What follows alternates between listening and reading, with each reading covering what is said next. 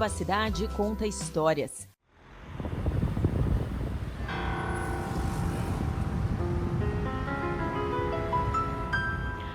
Qual a avenida de Londrina que você acha mais bonita? Hoje eu estou aqui na Avenida Higienópolis, que é considerada por muitos londrinenses e não londrinenses a avenida mais glamurosa da cidade. Ela começou a ser aberta em 1936 e não fazia parte daquele projeto original, da planta original da Companhia de Terras Norte do Paraná. Mas tem uma história linda que passou por diversas transformações e a gente começa a contar essa história a partir de agora.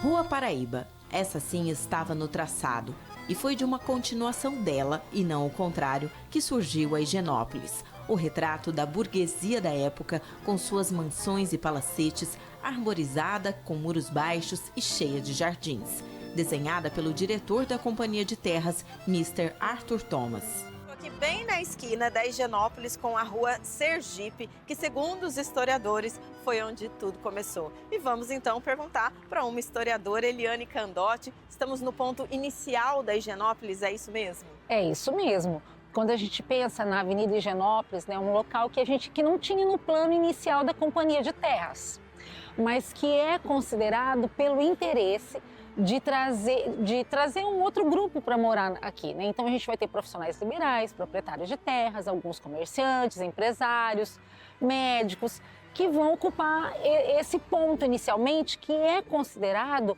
um ponto significativo, considerado a outro ponto mais alto da companhia, né, do projeto da cidade, que é onde está a catedral. Qual foi a primeira casa construída aqui? Então, a gente tem primeiro do Eugênio Larionoff, que é aqui onde está essa farmácia hoje, e você tem ele pensando nesse local, principalmente por ser alto, arejado, livre de doenças, né? Não tem essa questão do escoamento da água, vai, né, para as periferias desse espaço. Eugênio Larionoff era secretário particular de Mr. Thomas e diretor da companhia. Na época, Londrina não possuía uma avenida tão larga, até porque não se via necessidade para tanto. O desenho se concretizou em 2 pistas com canteiro central, em uma inspiração da Avenida Paulista e do bairro Higienópolis, em São Paulo. Em que vamos nos inspirar para pensar essa avenida? Então vamos nos inspirar no bairro Higienópolis, que é um bairro também elitizado, paulista, também fazia essa referência aos barões do café nesse período.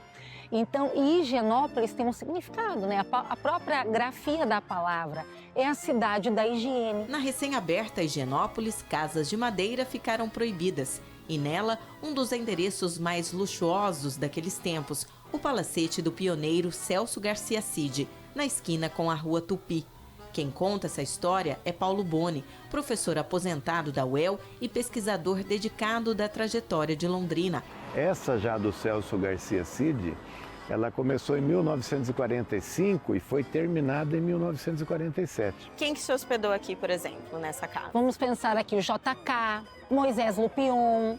Então, nós temos figuras emblemáticas do país, do estado do Paraná, e a cidade de Londrina sendo vista, quando você fala capital mundial do café, ela acaba tendo um destaque tão importante quanto a capital do estado. À medida que chega o comércio, não é qualquer tipo de comércio.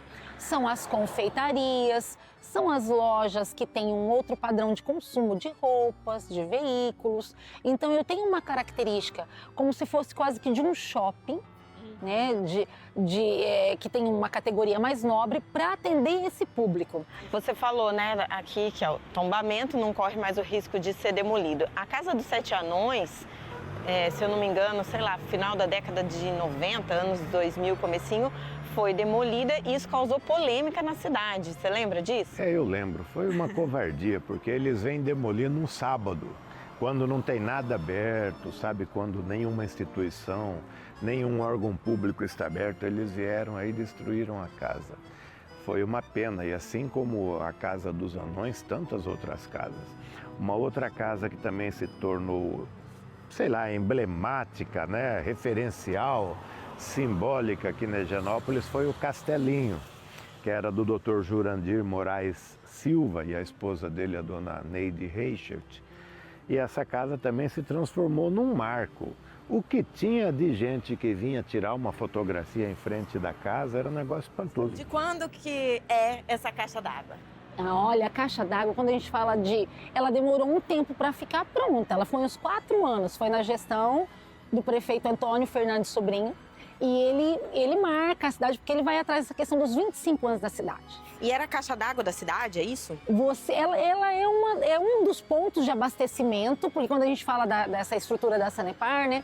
A princípio, quando a gente fala até inclusive do abastecimento de água, começa com o córrego Água Fresca, que é o córrego que passa em frente ali ao universitário ali. No final da década de 40, ou seja, em 15 anos, 82,35% de todos os lotes já estavam construídos ou em fase de construção.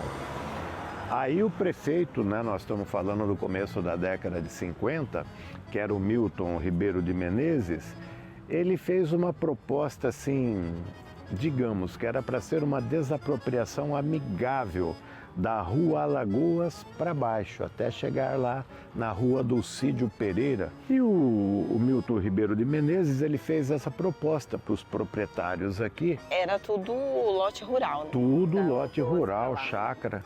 Inclusive parava ali na Rua Alagoas e do lado esquerdo da Rua Alagoas, na quadra de baixo, onde hoje está Galpão Nelore e outras casas, era uma chácara de um japonês, o Shinkichi Agari. E do lado direito, onde hoje tem uma farmácia e coisa e tal, era uma outra chácara do Domingos Lourenço, que ele era conhecido como bodeiro. Então, quando o Milton Ribeiro de Menezes fez essa proposta, praticamente todo mundo aceitou, porque, claro, ia valorizar o móvel e coisa e tal. Só 2 não aceitaram. Esses 2 que eu falei para você, o Shinkichi Agari e o Domingos Lourenço. Mas quase nada permanece como original, né? Exatamente. Você tem uma continuidade desse público, vamos pensar na Rua Paranaguá, em Rua Santos, porém na verticalização. E a continuidade da Higienópolis, quando a gente pensa em algumas marcas que prevalecem, né, e apesar dela ter essa oscilação, né, até quando chega a barragem do Lago Igapó, vamos pensar assim, as margens do lago, que você tem o Iate Clube, né, que é um lado mais valorizado, o lado de cá não é tão valorizado, porque você tinha um Cortume, onde hoje é a Rádio Paiquerê. E a década de 50 vai marcar também o represamento do Lago Igapó, né, que foi inaugurado dia 10 de dezembro de 1959, o Yacht Clube, que é do começo da década de 60, e aí pronto, todo mundo passava por aqui, pronto, a avenida virou o que é. O Galpão Nelore hoje ele tem mais de 35 anos em Londrina. Ele era uma casa muito simples antigamente, foi no comecinho, diz que antes daqui havia uma lanchonete, algumas coisas não iam muito para frente nessa esquina. E acabou com o galpão e nós compramos o galpão, acho que tinha 7 anos já em andamento. E nós viemos para cá, o Galpão Nelore foi a primeira casa de Londrina com ar-condicionado. Que Londrina ainda em 96 não tinham casas com ar-condicionado e nós fomos os primeiros a colocar o ar-condicionado. Quando você veio para cá, Higienópolis era como? Já era Higienópolis. Higienópolis já era Higienópolis. Tinha alguns barzinhos que hoje não tem mais, mas vão entrando com o comércio, vão ficando os novos, vão saindo os mais antigos. E assim vai o comércio. Mas sempre foi maravilhosa, que esse canteiro no meio. Eu lembro que Londrina era uma cidade muito limpa, muito bonita. E a Higienópolis era uma referência para quem chega e desce a primeira vez ela, ou sobe a primeira vez ela, o encontro tanto da Higienópolis com o JK. Diria que talvez a Higienópolis passou por 2 grandes transformações. A primeira foi na década de 50, que foi o prolongamento da Higienópolis, da Rua Alagoas até onde está a Madre Leônia Milito hoje, por exemplo. Isso daí foi uma transformação muito grande. E a segunda transformação foi na década de 70, acentuadamente na década de 80, quando a Higienópolis começou a se tornar comercial. Acho que a Higienópolis nunca vai deixar de ser Higienópolis, né?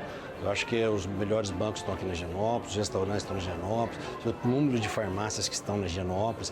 Hoje, para você andar na cidade aqui, para você vir, você tem que passar ou pela Higienópolis ou pelo cruzamento da JK. Até essa avenida, de alguma forma, se encontrar com a Madre Leônia, que vai se encontrar com a PR-445. E você vai ter o Catuai depois, que também é uma marca desse shopping que atende um público específico. E tudo no alto. Tudo no alto. Então você vai tendo marcas de preservação, talvez não com relação a patrimônio e memória, mas com relação aos usos do espaço. A gente tem que voltar a valorizar esses pontos. Eles têm que vir a ser assim, olhados de uma outra forma. Porque mesmo tendo modificado algumas fachadas, eles são a história. Exatamente. Então não é porque eu mudei um pouco dessa fachada ou dessa característica que eu não tenho mais valor. Não, eu conto a história de um outro ponto de vista.